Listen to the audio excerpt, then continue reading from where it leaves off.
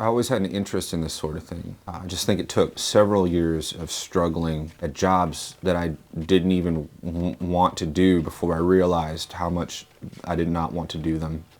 But no, I just do the math, you know. My miserable life minus the things that I hate equals clowning. Divided by, I don't know. I don't like math. Are you the clown?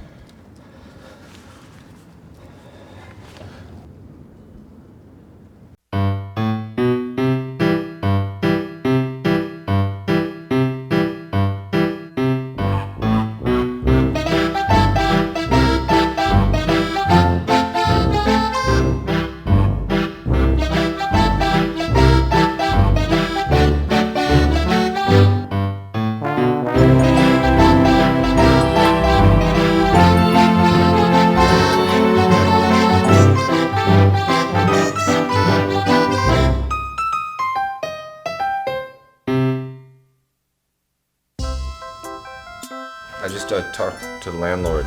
The Lord of the Land! He's kicking us out of our house. That doesn't make any sense. I mean, mine pays rent every month. Yeah. We always make our checks payable to mine. What are we gonna do? We have to get another job.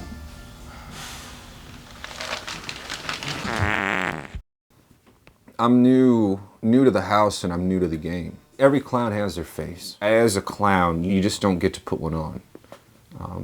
You have to kind of find your face. And much like my car, I have no idea where it's at. We probably spend most of our time doing this. That makes everything else a hobby. Yes. You know. Yeah, everything else we do in life Hygiene. is a hobby. I can't stress enough the importance of sanitation. Everyone should wash their hands after using the restroom. Paper towels, sir? I mean, I think a lot of clowning is not just up there by yourself. I could go in a corner of a room by myself and clown, but that's not gonna have the same effect as if I'm clowning in front of others.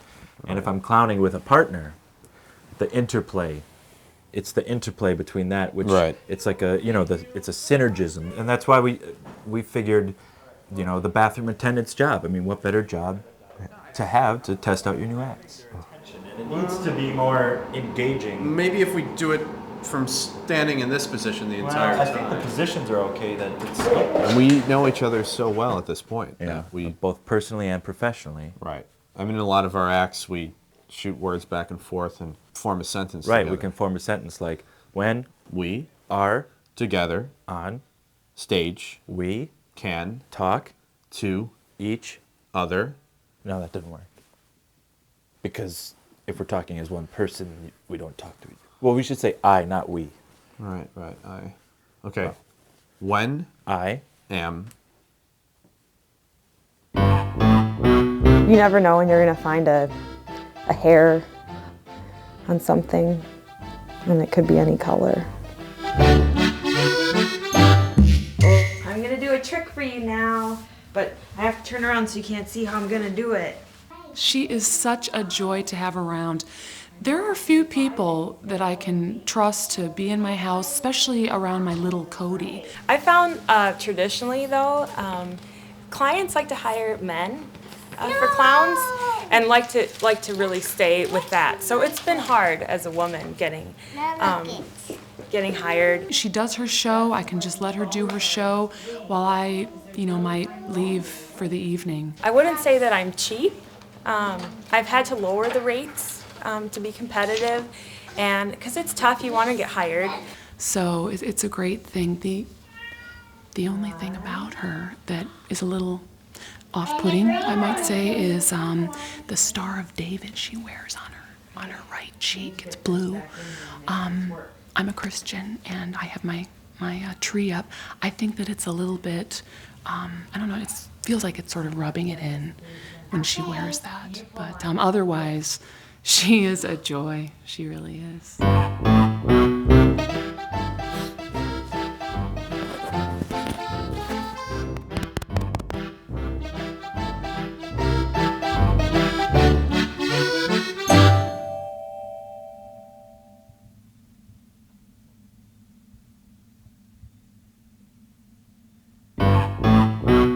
I'm deathly afraid of children. When you're a stand-up comedian, you need to be like a laser beam of humor.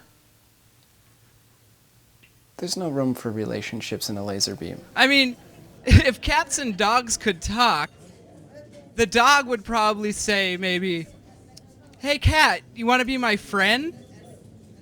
I have to nail it. I have to be successful. And then when I go home, I'm not done. And the cat, she would say, "Get away, I'm independent by nature." Where are my underpants? You know, it's like you see that, how I set up, like there's an audience there already, you know?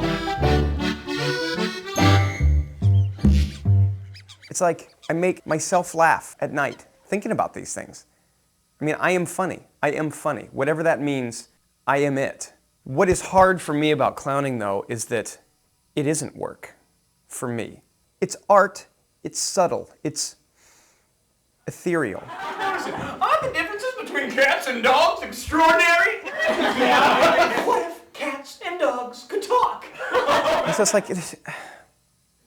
like these little tidbits, these little comedic nuggets that I come up with. I'd just like to toss them into that house, you know.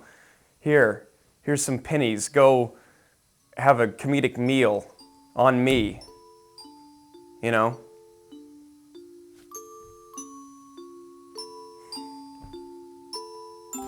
The clown economy has had its ups and downs. Right. It's had its giggles. And right now, we're in a frown. There's no doubt about it. But, you know, that's part of our job. We're going to make sure that frown gets turned. Upside down? Right upside down. This is what we are, so it's, I don't think that we could ever not be clowns. Yeah, I mean, can you change your face? I just keep doing what we do all the time, what we do best, which is just making people laugh. I was forced to get another job. Luckily, my cousin is in construction. I feel like I get enough. I wish I got more. Construction is great money and great tail. That's it. Money and tail. And by tail, I mean, you know, pussy. It's maybe selfish, I don't know, but I'm just gonna go into business for myself. I'm gonna start a daycare. Yeah, it's another hard day on the construction site. Hi, Sylvia. Hey, Kenny.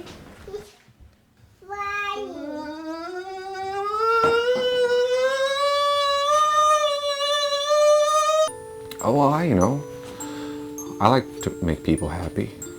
There's a lot of grumpy people out there. I feel better when people feel better.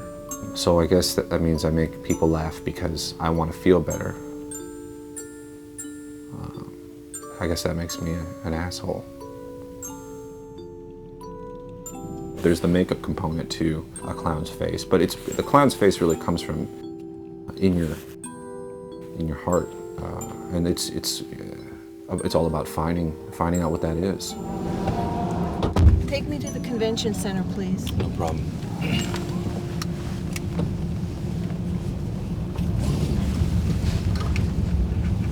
Are you a clown?